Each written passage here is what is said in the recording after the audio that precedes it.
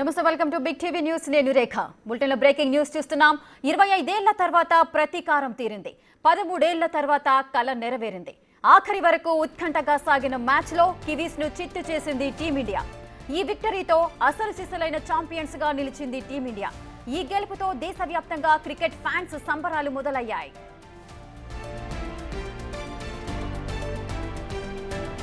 251 పరుగుల టార్గెట్ ను టీమిండియా ఈజీగా చేజ్ చేస్తుందనుకున్నారు కానీ సీన్ మొత్తం రివర్స్ అయింది రోహిత్ గిల్ మొదట్లో కివీస్ బౌలర్లపై విరుచుకుపడ్డారు రోహిత్ అయితే 41 పరుగులకే హాఫ్ సెంచరీ చేశాడు ఎప్పుడైతే స్పిన్నర్లు బౌలింగ్ ప్రారంభించారో మ్యాచ్ టర్న్ అయింది గిల్ కొట్టిన షాట్ ను అద్భుతంగా క్యాచ్ పట్టి పెవిలియన్ కు పంపాడు ఫిలిప్స్ ఆ తర్వాత క్రీజ్ లోకి వచ్చిన కోహ్లీ ఒక్క రన్కే ఎల్బీడబ్ల్యూకే వెనుదిరగడం ఓ పెద్ద షాక్ అని చెప్పాలి ఆ తర్వాత క్రీజ్ లోకి వచ్చిన అయ్యర్ మ్యాచ్ ను చక్కదిద్దేశాడు అయితే రచిన్ బౌలింగ్ లో భారీ షాట్ కు ప్రయత్నించి రోహిత్ స్టంప్ అవుట్ అయ్యాడు ఇక అక్షర్ అయ్యర్ ఇద్దరు కలిసి ఆచితూచి ఆడుతూ మెల్లిమెల్లిగా స్కోర్ బోర్డుకు రన్స్ యాడ్ చేస్తూ వచ్చారు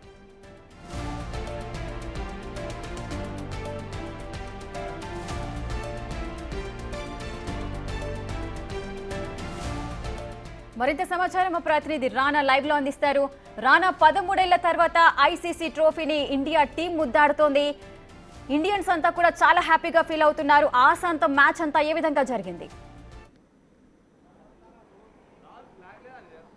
ఎస్ ఇది గ్రేట్ అచీవ్మెంట్గానే చూడొచ్చు ఎందుకంటే ఇండియన్ క్రికెట్ హిస్టరీలో రోహిత్ శర్మ పేరు సువర్ణ అక్షరాలతో లిఖించదగినటువంటి రోజుగా చెప్పొచ్చు ఎందుకంటే అద్భుతమైనటువంటి క్యాప్టెన్సీతో ఈసారి ఐసీసీ ఛాంపియన్స్ ట్రోఫీని గెలుపొందడంలో కీలక పాత్ర పోషించడంతో పాటు ఇవాళ అతను సాధించినటువంటి 70 రన్నులు కూడా చాలా కీలకమైనటువంటి పరిస్థితి కనబడుతుంది సో ఇవాళ మ్యాచ్ గెలిచిన తర్వాత లంగర్ హౌస్లో పెద్ద ఎత్తున కూడా అభిమానులందరూ కూడా క్రాకర్స్ కాలుస్తున్నారు వాళ్ళు పెద్ద ఎత్తున భారత్ మాతాకి జై అంటూ కూడా వాళ్ళు నినాదాలు చేస్తున్నటువంటి విజువల్స్ ని మనం చాలా స్పష్టంగా చూస్తున్నాం మొత్తం దేశమంతా కూడా ఇలాంటి సెలబ్రేషన్స్ ఉన్నాయి ఎక్కడ చూసినా క్రాకర్స్ ని కాల్చడం కానీ తమ సంతోషాన్ని వాళ్ళు వెలిపిస్తున్నారు దాదాపు 13 సంవత్సరాల తర్వాత కాబట్టి ఆ ఒక్క హ్యాపీనెస్ ని వాళ్ళు మొహంలో చూస్తున్నాం సో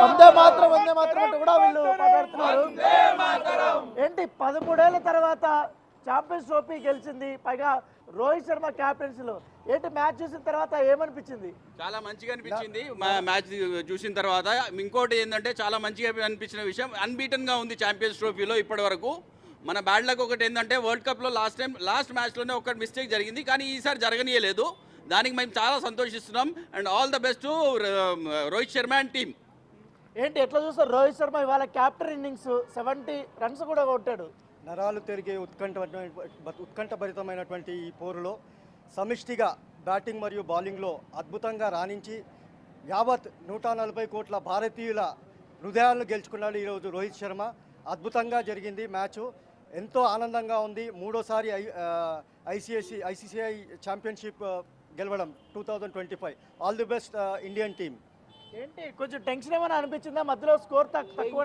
ఏం లేదన్నా భారత్ మాత దయతో శ్రీరాముని అండతో బజరంగ బలి దీవెనలతో భారత్ మాతాకి జయ అంటూ వరుస విజయాలతో సాధించుకొస్తున్న ఈ విజయం మాకు ఎంతో ఆనందకరమైంది జై శ్రీరామ్ మ్యాచ్ అంతా ఎట్లా జరిగింది మ్యాచ్ అంతా కూడా ఏమనిపించింది ఏం హైలైట్స్ అనిపించింది ఇవాళ ఎట్లాగైనా సక్సెస్ఫుల్ మాదే కాబట్టి మాకు టెన్షన్ అసలు ఏం లేదన్న ఎట్లాగైనా విజయం మేమే సాధిస్తామని టెన్షన్ అస్సలు వాళ్ళే మేమైతే ఓకే ఏంటి న్యూజిలాండ్ తక్కువ పరుగులకి ఆల్అౌట్ చేయడంతో అప్పటికే మ్యాచ్ విన్ అయిపోయిందని భావించారు అప్పటికే మీరు న్యూజిలాండ్ ఇంకా తొందరగా ఎలాంటి టెన్షన్ లేకుండా కూల్గా కేఎల్ రాహుల్ గారు ఆ కూల్నెస్ విధానంతో ఆడిన ఆటకు మన కెప్టెన్ అయినటువంటి రోహిత్ శర్మ గారి ఆటకు చాలా సంతోషితమై భూమి దద్దరిల్లి పుడమి పులకరించేలా ఇవాళ ఏ విధంగానైతే మ్యాచ్ కూల్గా ఆడిరో ఆ విజయానికి మేము విజయోత్సవంగా ఈ విజయ సంబరాలు జరుపుకుంటూ భారత్ మాతాకి ఏంటి శ్రేయస్ అయ్యర్ బ్యాటింగ్ చూసిన తర్వాత ఏంటి ఆ ప్రెజర్ అనేది తగ్గిపోయిందా మీకు తగ్గిపోయింది హార్దిక్ పాండే వచ్చిన తర్వాత ఇంకా చాలా మంచిగా అనిపించింది కానీ ఒక 6 ఒక 4 కొట్టిన తర్వాత ఆయన అవుట్ కావడంతో కొంచెం ఆలోచించడం తర్వాత మళ్ళీ కేఎల్ రాహుల్ జడేజా రాగానే 100% మేమే గెలుస్తామని ప్రతి ఓవర్కి ఒక్కొక్క టపాసులు కాలుస్తూ సెలబ్రేషన్ చేసుకుంటూ ఎంజాయ్ చేశాం టీంలో ప్రతి ఒక్కరు కష్టపడిన ప్రతి ఒక్కరికి అందరి ఇండియా తరఫున ప్రతి ఒక్కరికి ధన్యవాదాలు. పేరున ప్రతి టీమ్మేట్స్కి అందరికీ మన ఎవరైతే ఉన్నారో మన టీమ్మేట్స్ అందరికీ పేరున పాదాభివందనాలు. మన భారతదేశాన్ని మన పేరుని ప్రఖ్యాత స్థాయిలో నిలిపివేసినందుకు అందరికీ వందనాలు. జై శ్రీరామ్, భారత్ మాతాకి జై. సో ఇప్పుడు మనతో పాటు వీళ్ళు మిలిటరీ ట్రైనింగ్ వచ్చినటువంటి వారు కూడా ఉన్నారు. मैच देखा क्या? जी बिल्कुल देखिए, बिल्कुल देखिए। अच्छा लगा? मुझे सबसे ज़्यादा हार्दिक पांड्या का बैटिंग अच्छी लगती है। फिलहाल वो जब भी खेलते हैं दबाव अगले के ऊपर हमेशा डालने का प्रयास करते हैं, वो दब के कभी खेलते नहीं, हमेशा एक फोकस रहता है, कमांडिंग मतलब एक कमांडिंग ऑफिसर की तरह वो रोल निभाते हैं अपना हार्दिक पांड्या जी। जी సరే, ఏంటి మ్యాచ్ చూసిన తర్వాత ఎట్లా అనిపించింది overall performance? So proud moment అనుకోవచ్చు కదా మనకు. అవునవునండి, ఇది కేఎల్ రాహుల్ చాలా బాగా ఆడిండు. ఆయన మొత్తం ఒంటి చేత్తోని గేమ్ని విన్ చేయించిండు. అది మాకు చాలా ఆనందంగా ఉంది. జై భారత్ మాతాకి. కేఎల్ రాహుల్ మొదటి నుంచి కొంచెం స్లో ఆడతాడనేసి ఎప్పటి నుంచి అనుకున్నా, కానీ ఈ టోర్నమెంట్లో అయితే బాగా సక్సెస్ అయ్యాడా? ఆయన సక్సెస్ వల్లే విజయం ఆయనకే అంకితం చేస్తున్నాం కేఎల్ రాహుల్. సో ఈ విజయాన్ని పూర్తిగా భారత క్రికెటర్లకి అంకితం చేస్తామనేసి కూడా వాళ్ళు చెప్తున్నారు.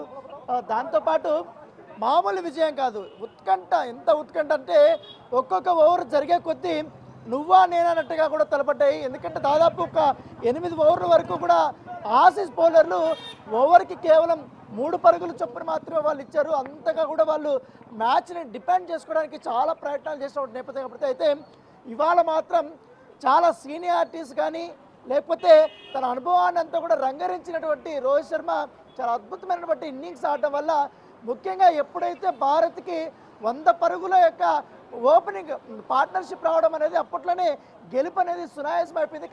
కాకపోతే గిల్ అవుట్ అవడము, తర్వాత తొందరగానే కోహ్లీ అవుట్ అయిపోయిన తర్వాత కొంచెం ప్రెషర్ అనేది బ్యాట్స్మెన్స్ పైన అనిపించినా కూడా రొటేషన్ చేస్తూ చాలా అద్భుతమైనటువంటి ఇన్నింగ్స్ ఆడి ఇవాళ చిరస్థాయిలో నిలిచిపోయినటువంటి ఛాంపియన్స్ ట్రోఫీని ఇవాళ భారత జట్టు గెలుచుకున్నటువంటి నేపథ్యం అయితే కనపడుతుంది.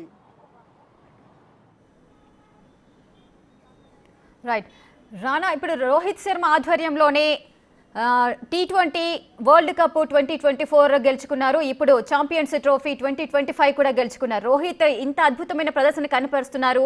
ఇంతకుముందు రోహిత్ పైన కొన్ని విమర్శలు కూడా చేశారు, కానీ ఆ ఒత్తిడినంతే కూడా ఏ విధంగా జయించారు? టీంని రాణించడంలో, టీంని ముందుకు నడిపించడంలో కూడా మంచి పాత్రను పోషిస్తున్నారు. అబ్సల్యూట్లీ. ఎందుకంటే రోహిత్ శర్మ ఇప్పటి వరకు మనం చూసాం ఆల్ టైమ్ గ్రేటెస్ట్ క్యాప్టెన్స్లో ఇండియా తరఫు నుంచి ది బెస్ట్ క్యాప్టెన్గా ఇవాళ అఫీషియల్గా అందరూ మాజీలు కూడా ప్రకటించినటువంటి పరిస్థితి. ఎందుకంటే తన క్యాప్టెన్సీ యొక్క ఎబిలిటీస్ అనేది అమోఘం. ముఖ్యంగా ఈ ఛాంపియన్స్ ట్రోఫీలో ఒక్కొక్క బౌలర్ని అతను ఎంచుకున్నటువంటి విధానం, ఒక్కొక్కరిని ఎప్పుడప్పుడు ఎక్కడ దింపాలి, ఎప్పుడు బౌలింగ్ వేయించినటువంటి ఆ ఒక్క వ్యూహం అనేది చాలా ఇంపార్టెంట్ ఇవాళ. ఎందుకంటే గత 2-3 మ్యాచ్లు చూసాం మనము కుల్దీప్ యాదవ్ యొక్క పర్ఫార్మెన్స్ గురించి. కాకపోతే ఇవాళ మాత్రం రచిన్ రవీంద్ర కొంచెం ఫాస్ట్గా ఆడుతున్నప్పుడు గేమ్ని సడన్గా కుల్దీప్ యాదవ్ అని తొందరగా తీసుకురావడము, తర్వాత వికెట్లని తీయించడము, ఒక్కసారిగా కూడా కివీస్ పైన ఆ ఒత్తిడి అనేది చాలా క్లియర్గా కూడా కనపడింది. అద్భుతమైనటువంటి క్యాప్టెన్షిప్ అని చెప్పుకోవచ్చు. ఎందుకంటే ఇట్స్ అ రేర్ ఫీట్. ఎందుకంటే ధోనికి కూడా సాధ్యం కానటువంటి రేర్ ఫీట్ని రోహిత్ శర్మ చాలా సునాయాసంగా కూడా తను సాధించాడు. ఎందుకంటే వరల్డ్ కప్ ఫైనల్ ఏంటి, తర్వాత T20 వరల్డ్ కప్ గెలవడం ఏంటి, ఇప్పుడు ఛాంపియన్స్ ట్రోఫీ గెలవడం ఏంటి, అంతకుముందు ఫైనల్ తీసుకురావచ్చినటువంటి సందర్భం ఏంటి. సో తన సక్సెస్ రేటు కూడా ఇండియా క్యాప్టెన్స్లో చూసుకుంటే మాత్రం సౌరభ్ గాంధీ, అజారుద్దీన్, తర్వాత MS ధోని, సచిన్ టెండూల్కర్ వీళ్ళకందరికీ ఉంటే ఆల్ టైమ్ గ్రేటెస్ట్ క్యాప్టెన్గా. ఎందుకంటే కోహ్లీకి కూడా ఈ యొక్క రికార్డ్ అనేది సాధ్యం కాలేదు. యాజ్ ఎ క్యాప్టెన్గా అతను బ్యాట్స్మెన్గా గ్రేట్ బ్యాట్స్మెన్ అయి ఉండొచ్చు, కానీ క్యాప్టెన్గా మాత్రం అద్భుతమైనటువంటి వ్యూహ రచన. దానికి తోడు గౌతమ్ గంభీర్ యొక్క సమయస్ఫూర్తి. ఎందుకంటే అతను ఇచ్చినటువంటి సలహాలు కానీ, ఆ కోచింగ్ కానీ, ప్రతి ఒక్క సెషన్స్లో కూడా రోహిత్ శర్మ, ముఖ్యంగా గౌతమ్ గంభీర్, విరాట్ కోహ్లీ వీళ్ళు ముగ్గురు కూడా చర్చించుకొని ఎట్లా ప్లాన్ ఆఫ్ యాక్షన్ ఉండాలి. ఎందుకంటే కివీస్ టీంకి ఎప్పుడు కానీ ఫీల్డింగు అనేది వాళ్ళకి ఎప్పుడు గొప్ప అచీవ్మెంట్గానే ఉంటుంది, వాళ్ళకు ఒక పెద్ద భరోసాగా ఉంటుంది. కానీ ఇవాళ కూడా అదే. కానీ ఇంత మ్యాచ్ యాక్చువల్ అయితే 45th ఓవర్ వరకే క్లోజ్ అవ్వాల్సింది, కానీ 49th వరకు వచ్చిందంటే చూసుకోవచ్చు వాళ్ళ ఫీల్డింగ్ అనేది ఎంత ఉంది. కాకపోతే ఇవాళ రోహిత్ శర్మ ఆధ్వర్యంలో సాధించినటువంటి ఈ గొప్ప విజయాన్ని యావత్ భారతదేశం అంతా కూడా సగర్వంగా కూడా సెలబ్రేట్ చేసుకుంటుంది. ఇప్పుడే ప్రధానమంత్రి నరేంద్ర మోడీ కూడా శుభాకాంక్షలు కూడా తెలిపారు. దాంతోపాటు అందరూ చీఫ్ మినిస్టర్లు కూడా ఇప్పుడే ఒక్కొక్కరు శుభాకాంక్షలు తెలుపుతున్న నేపథ్యం కనబడుతుంది. రోహిత్ శర్మ చాలా గ్రాండ్గా ముంబైలో ఈ వీక్లో అడుగు పెట్టబోతున్నాడు. సో రేరెస్ట్ అచీవ్మెంట్గా మనం పరిగణించాల్సిన అవసరం ఉంటుంది. Right, thank you Rana, thanks for the live details.